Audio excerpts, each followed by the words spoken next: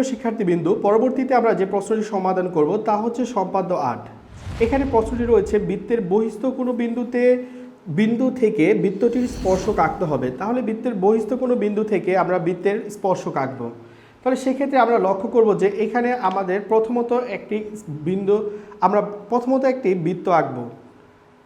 তাহলে প্রথমত আমরা কি করলাম, এখানে একটি বৃত্ত আঁকলাম।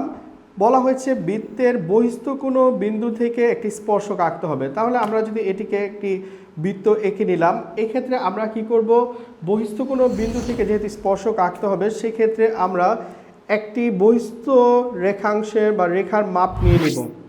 তাহলে এখান থেকে যদি আমরা এই মাপটিকে এখানে গ্রহণ করলাম, তাহলে এটিকে আমি প্রথমত বৃত্তের যে আমাদের কেন্দ্র ছিল এটিকে ও হিসেবে গ্রহণ করলাম এবং বহিস্থ যে বিন্দুটি তাকে আমি পি হিসেবে গ্রহণ করলাম। এবার ওপি এর অর্ধেকের বেশি ব্যাসার্ধ নিয়ে আমি দুটি বৃত্তচাপ আঁকবো এবং এর মধ্যবিন্দু নির্ণয় করব। তাহলে ওপি এর অর্ধেকের বেশি ব্যাসার্ধ নিয়ে আমি যদি দুটি বৃত্তচাপ আঁকি,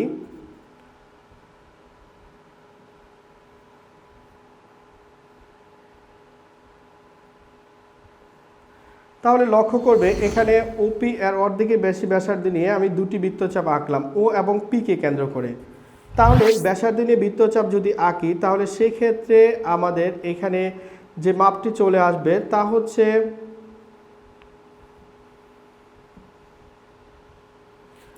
হচ্ছে আমাদের এখানে কি এম হিসেবে এই মিড পয়েন্টটিকে আমরা এম হিসেবে গ্রহণ করব। তাহলে এই ক্ষেত্রে আমাদের এই স্পর্শক দুটি হয়ে যাবে। তাহলে আমরা এইটিকে স্পর্শক হিসেবে এঁকে দিব। এখানে এই মধ্যবিন্দু আঁকার ফলে এর স্পর্শকের মাপের দুটি সমান দূরত্বে অবস্থান থাকবে। তাহলে সেই ক্ষেত্রে আমরা কি করব, এখান থেকে এটির স্পর্শক দুটি এঁকে দিলাম এবং এখানে আমাদের এ এবং ও এর মধ্যে আমরা এই মাপটি থেকে একটি বৃত্ত আঁকবো। তাহলে এই মাপটি থেকে মধ্যবিন্দু থেকে যদি আমরা একটি বৃত্ত গ্রহণ করি তাহলে এই বৃত্তটির মাপ এই কেন্দ্র যে মাপটি রয়েছে এই কেন্দ্র থেকে নিব এবং দেখা যাবে এটি সম্পূর্ণ পরিপূর্ণ একটি বৃত্ত হয়ে যাবে। তাহলে এই ক্ষেত্রে আমাদের এই যে মাপটি পরিপূর্ণ একটি বৃত্তে রূপান্তরিত হলো এবং এটিকে আমরা পি এর মাপটি আমাদের এর স্পর্শক হিসেবে কি আমরা গ্রহণ করেছিলাম।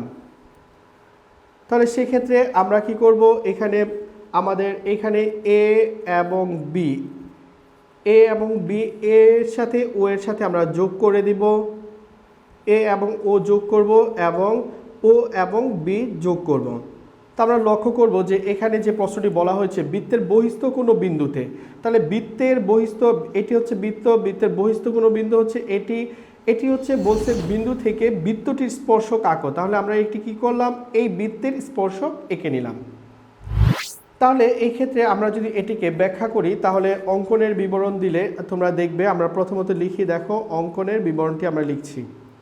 তাহলে প্রথমত আমরা কি করব, পি ও ও যোগ করি। তাহলে পি কমা ও আমরা এখানে কি করে নিব, যোগ করে নিব। তাহলে পি ও ও যোগ করি। পি ও রেখাংশের মধ্যবিন্দু এম নির্ণয় করব। তাহলে আমরা লিখি পি ও রেখাংশের মধ্যবিন্দু এম নির্ণয় করি।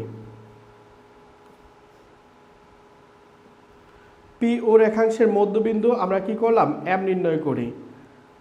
তাহলে পরবর্তীতে এখানে বলেছে এম কে কেন্দ্র করে, তাহলে আমরা পরবর্তীতে এখানে এই এম কে কেন্দ্র করে, তাহলে আমরা এম কে কেন্দ্র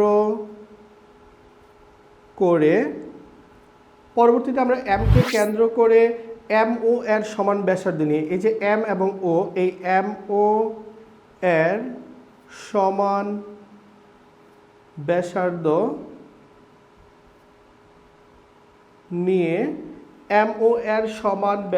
নিয়ে পি একটি বৃত্ত আঁকবো। এই যে এখানে পি এর যে বৃত্তটি এটি কি পি একটি বৃত্ত আঁকবো। তাহলে পি একটি বৃত্ত আঁকি। তাহলে সেক্ষেত্রে পি যদি একটি বৃত্ত আঁকি সেক্ষেত্রে আমরা নতুন অঙ্কিত বৃত্তটি আমাদের এ বি বিন্দুকে ছেদ করে, তাহলে আমরা দেখব তাহলে নতুন বৃত্তটি এ ও বি বিন্দুকে ছেদ করে। তাহলে সেক্ষেত্রে আমাদের যেহেতু নতুন বৃত্তটি এ ও বি বিন্দুকে ছেদ করে, সেহেতু আমরা এর সাথে পি যোগ করে দিব। তাহলে এ কমা পি ও পি এর সাথে বি যোগ করে দিব। তাহলে পি কমা বি যোগ করি। তাহলে সুতরাং এপি এবং বিপি এই দুটি যে মানটি বের হলো, তাহলে এপি ও বিপি হচ্ছে আমাদের, তাহলে এপি ও বিপি এই দুটি হচ্ছে আমাদের উভয়ই আমাদের কি স্পর্শক। তাহলে এই হচ্ছে আমাদের উদাহরণ সমস্যা 8 এর সমাধান।